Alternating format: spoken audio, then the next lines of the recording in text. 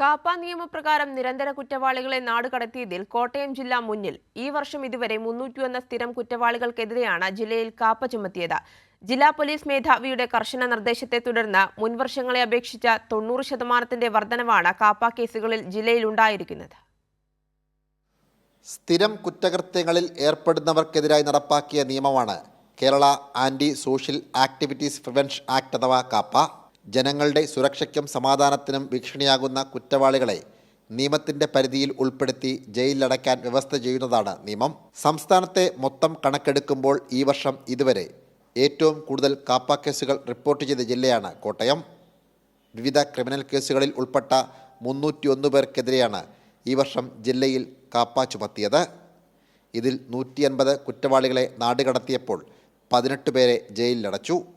മുൻവർഷങ്ങളെ അപേക്ഷിച്ച് നിയമം നടപ്പാക്കുന്നതിൽ 90% വർധനവാണ് ഉണ്ടായിരിക്കുന്നത്.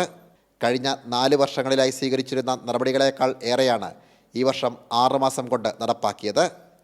കോട്ടയം കഴിഞ്ഞാൽ ആലപ്പുഴയിലാണ് കൂടുതൽ പേർ കാപ്പ നടപടികൾക്ക് വിധേയമായത്. 250 പേർക്കെതിരെ ആലപ്പുഴ ജില്ലയിൽ കാപ്പ ചുമത്തി.